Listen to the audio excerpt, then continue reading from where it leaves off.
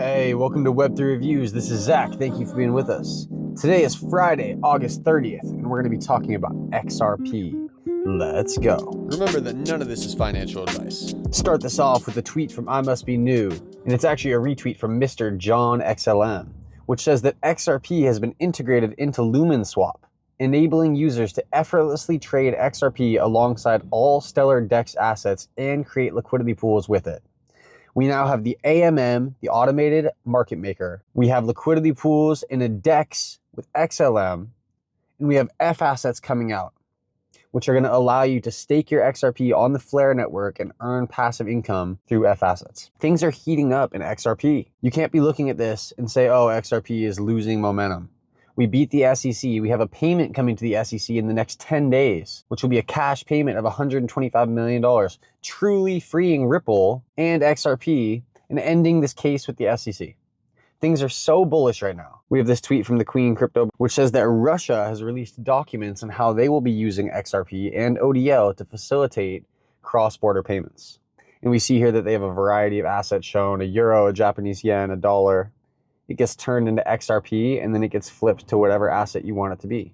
If I'm in the US and I want to send a peso to somebody in Mexico, I'll send them XRP, they'll receive it, and they'll take it out as peso. All you need is exchanges on and off ramps, which aren't outrageously gouging people, and this should be seamless and cheap and effective. We have this post from Brett at Brett Crypto X, and it shows here that we have R3, SBI R3 Japan, SBI Ripple Asia. We have a bunch of companies like MoneyGram and Unicredit, SBI, Remit, OnePay. We have Moja Loop, which is connected to the Rockefeller Foundation and the Bill and Melinda Gates Foundation. We have the ISO, we have W3C, we have the Worldwide Economic Forum, a bunch of protocols there, the ISO 222 protocol.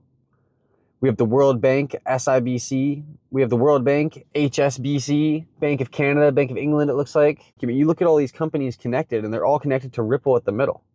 We have a bunch of banks. We have a bunch of companies like Triangelo and Deloitte. Ripple is at the heart of how everything is going to be used moving forward. Swift is on the out. It's antiquated. It's old technology. There's no reason to revamp your old car if you have money for a new car. I don't care how much you love it. It's going to have more issues. Go get the new car. Then we have this post from Crypto Bible Woo, who says, have you ever wondered why am I the only one taking a different path? Don't be too anxious or worried. The frequency and energy have guided us on the path we are taking may be right. There will come a time when your faith will be greatly rewarded. We see all these people taking the escalator while the XRP person takes the stairs. Have you guys talked to your normie friends? Have you tried to tell them about XRP over the last 7 years? It doesn't matter how many times you tell them. They might even understand the things you're saying on a surface level. They just don't care. And it's been 7 years and we haven't seen life-changing gains yet.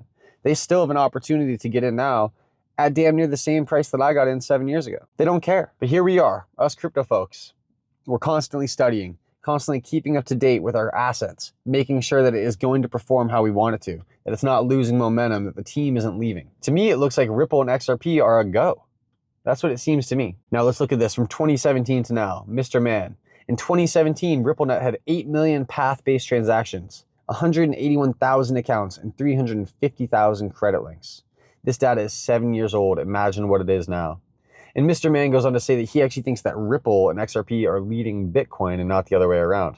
In the crypto world, we've thought that Bitcoin leads the charge. Mr. Man makes a case for why Ripple is actually the one leading the charge. And if Ripple built Bitcoin, hey, hats off to him. Let's look at this. Jack the Rippler. XRP is being used as an example directly on Australia's government website. And then the Australian government, they go in and they talk about using XRP on a debit card and what it would mean from a tax-based perspective. And how every time you spend money with your XRP, they want you to say whether there was a loss or a gain, and you're going to be taxed differently than whether you do just on your normal cash basis. This is obviously absurd. Can't continue like that. In Australia, it is just a backwards place.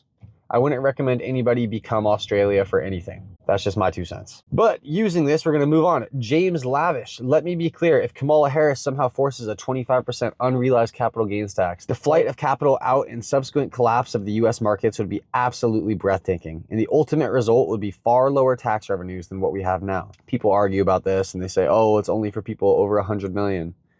Right. But if you took a billionaire and you forced them to sell all their stock because they didn't want to pay this fine, what's going to happen to the market? What's going to happen when people say, you know what? I'm just not going to participate, and I'm going to take my business and my wealth elsewhere. The US becomes poorer, and we could look at countries like Norway as an example of this. I want to see crypto in America succeed. I don't want to see it shut down. I don't want to see us taxed into oblivion. I want to see us all do well, man. Looking at this TA from eGrad Crypto, where he thinks that XRP, even on a half pump from what we saw in 2017, could bring us up to $27. And that would just be half of the pump. eGrad Crypto, I like this guy. He's bullish. I appreciate a good bull. We see the price right now of XRP is at 55 cents. And it's been going down. Just yesterday, we were at 57 cents.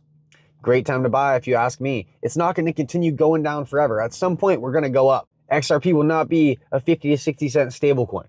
Not the way it's being used. David Schwartz has said, it cannot be this cheap to be used how we want it to be used. We have people talking about a Fed now buyback, saying that XRP is going to get bought by the government right out of our hands, similar to what happened with gold back in the day. I don't think a buyback's going to happen. If it did, I would not give the government all my XRP. If they wanted to buy a few tokens off me, I would sell them a few tokens. But I don't really entertain this idea. I'm not going to rest my cap on this idea that the government is going to buy our XRP for a high price. If anything, that to me would mean we're going to see an even higher price after that. Let me know your thoughts in the comments. Zach with Web3 Reviews. Until next time, hope everyone has a great weekend out there.